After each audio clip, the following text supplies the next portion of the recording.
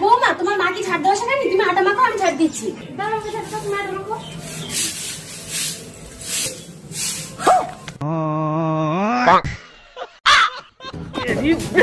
কি করছো বৌমা? তোমাকে আমি জল দিয়ে আটা মাখতে বলছি। এই কেউ নেই, একটা কিস দাও না। চোখ বন্ধ করো, দিচ্ছি। ঠিক আছে, চোখ বন্ধ করেছি, দাও।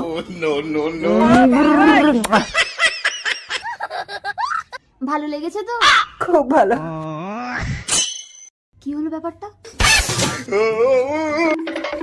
ওরে বাবা, প্লিজ খোল। আইস কোথায়? কি হলো?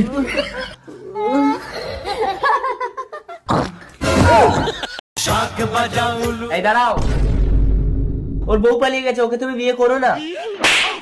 তুমি বিবাহিত হয়ে আমার জীবনটা নষ্ট করতে চেয়েছিলে? রুচি, তুমি যদি আমাকে বিয়ে না করো তুমি লগ্ন ভ্রষ্ট হবে। এই চল হাট। রুচি, আমি অবিবাহিত, তোমার যদি আপত্তি। বরণ ডালা, তুমি 10টা মেয়ের সাথে প্রেম করে তাদের সঙ্গে শারীরিক সম্পর্ক করেছো, আর আমাকে তুমি কুমারী মা বানিয়ে দিয়ে এখন অন্য মেয়েকে বিয়ে করছো।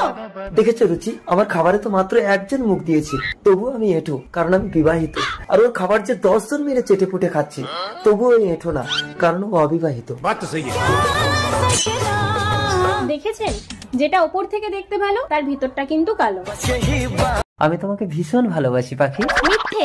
এই প্রেম সুড়ঙ্গটা দেখতে পাচ্ছো? ওটা প্রেম সুড়ঙ্গ? হ্যাঁ, এই সুড়ঙ্গের ভেতরে হাত ঢুকিয়ে কেউ যদি সত্যি কথা বলে তার কিচ্ছু হবে না, আর মিথ্যে কথা বললে সুড়ঙ্গ রাক্ষস তার হাত কেটে নেবে। নাও, সুড়ঙ্গের ভেতরে হাত ঢুকিয়ে বলো দেখি তুমি আমাকে ভালোবাসো।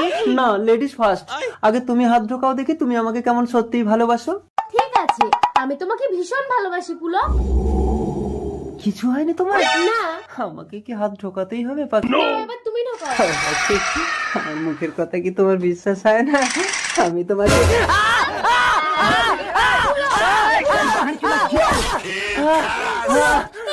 তোমার হাত কোথায়? সরি পুলক, আমি ঠিক বুঝতে পারিনি। আমি হাত ঢোকাইনি, আমি প্রেম সুড়ঙ্গে যাবার হাতা ঢুকিয়েছিলাম।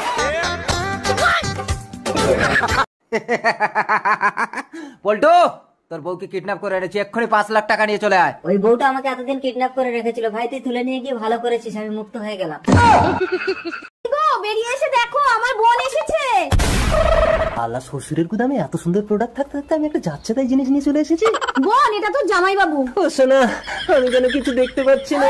ও সোনা, আমি যেন কিছু দেখতে পাচ্ছি না। তুমি কিছু দেখতে পাচ্ছ না? তোমার দৃষ্টিশক্তি চলে গেছে।